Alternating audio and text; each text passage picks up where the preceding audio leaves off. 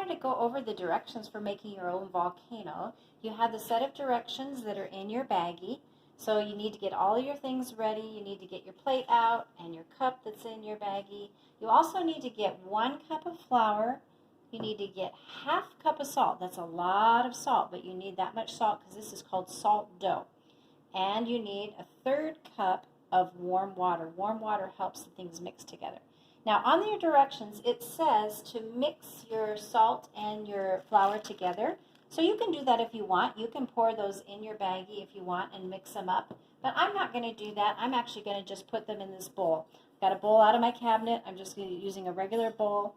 And I'm going to put the flour in the bowl. And then I'm going to put the salt in with it.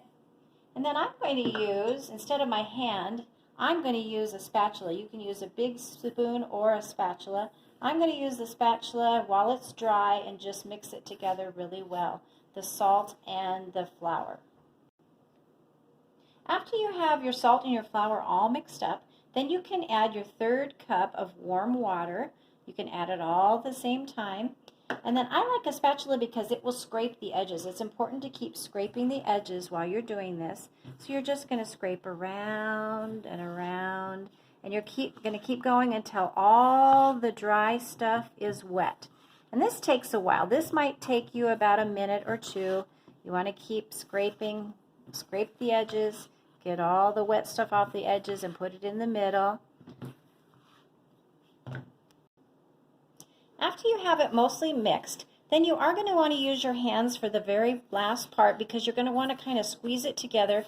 You want it to turn into a big ball, and so you're going to keep mixing it and pushing it and squishing it together, kind of like Play-Doh, until you can make a nice big ball out of it and it all kind of sticks together.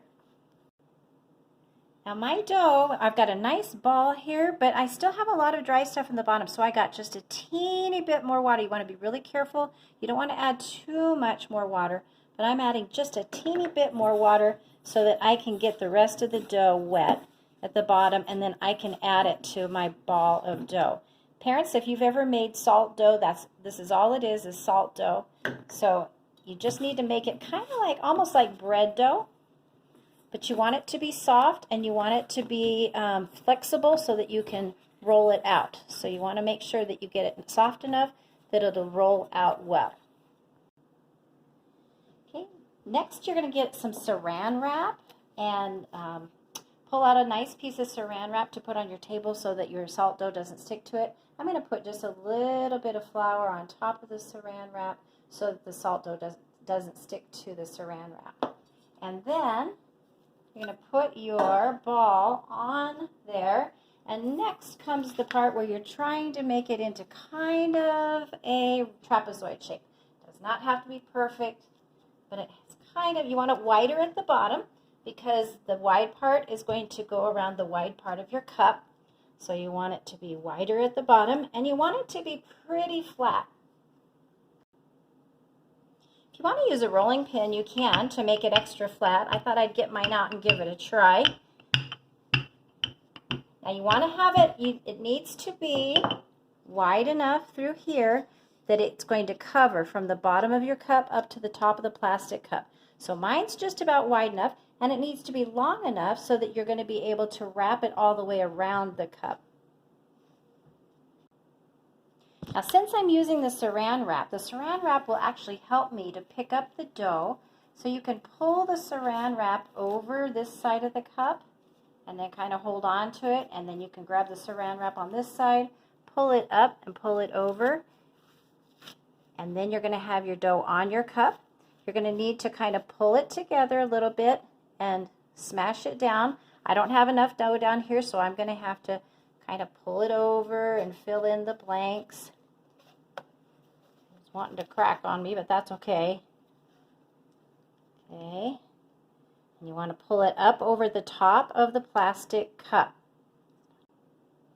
Once you have it up over your cup, it doesn't have to be perfect. You're still going to work with it when you get it on your plate, but you can put it on the plate, and then you can take your saran wrap off, and then you can keep working with it to make it the way you want.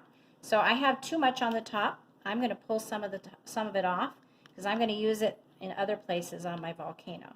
So I pulled some of that off. I'm going to pinch this stuff up. I'm going to take this extra. I've got a blank space down here that didn't get filled up, so I'm going to put that down here and kind of squish it onto this place down here to fill up my cup. And this is where you can start to make the volcano look the way you want. Some people like to make ridges going down the side of the volcano. Some people like to make it perfectly smooth. Once you get your cup on here, then you can make your volcano any way you want. You can make it look, the outside of it look any way you want.